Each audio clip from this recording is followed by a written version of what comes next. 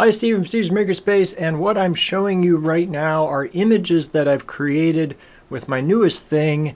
It is something that makes art out of landscape images. So this is the landscape making program that I showed off in my last video in p5.js. So this new code is converting that landscape into art. I can click on the canvas.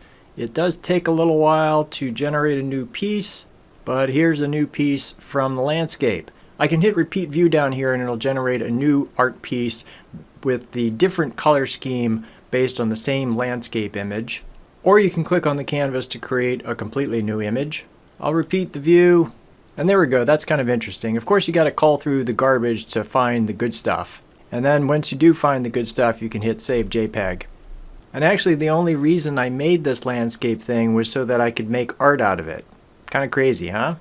So this is showing an overview image, but if I change this random camera angle to true, then I'm going to get a completely random camera angle, and I click and get new images, like so.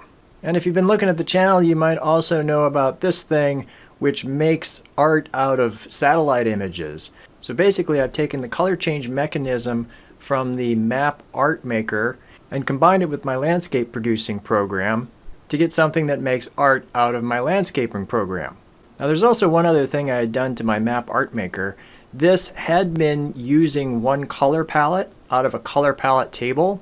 Now I'm pulling from 3 different color palettes and combining them into one image that includes 3 color palettes. And so that makes for a more colorful and complicated image. So I've updated the map art program, and I'm also using 3 color palette tables for this landscape art program.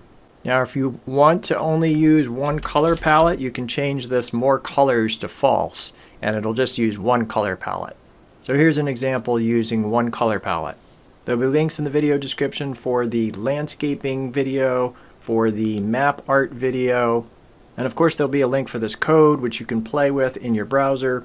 And the other thing I didn't mention is you can also do tiling with this. So here's an example using the tiling algorithm. I'll have links to the videos where I talk about how to do the tiling as well. Now I would love to explain all of the code in this. I'm not sure I can. I think I've gotten it so complicated that it's really hard to explain. This is actually my second attempt at recording this. I recorded about an hour of me trying to go through the code, and it was kind of a mess. So let me just say in general what I've done here. I took the code that makes art out of satellite images. I combined that with the code that makes the landscape images. I had to go through and fix a bunch of errors when I did that. But when I do the color changing algorithm, it's getting the colors, and it has to get the colors from a 2D canvas. But the landscape is a 3D canvas. So what I had to do was I had to place the 3D canvas onto a 2D canvas. And in order to do that, I had to have the 3D canvas be a Create Graphics canvas, which meant I needed a variable here, which meant that every place that had anything to do with the 3D canvas, like fill or background, I had to put canv2 in front of that. So you can see here is canv2 stroke, canv2 stroke weight, canv2 fill, and then after I do all that, then I'm placing canv2 onto the canvas. However, there was a further wrinkle because I wanted to sample the canvas 3 times instead of just once. If I had wanted to just sample the canvas once, it would have been more simple. But I wanted the image to be more complicated, so I had to do another Create Graphics, and in fact I had to do a Create Graphics for each sample that I was taking. Image 1, Image 2, and Image 3. I've got this new function called multiple images, and I'm keeping track of which image I'm on right now. So I start with on image number 1 or 0, and then I call the color change function. We do all the color changing stuff, After all the color changing stuff, if number of images is equal to 0, then we make image 1 equal to canvas 3, and then I'm incrementing the number of images, and then I'm calling the color change again. Then if number of images equal 1, I make the result of the color change into image 2. Finally, I get number of images equal 2. So I'm at my last image. I make the results of the color change into image number 3.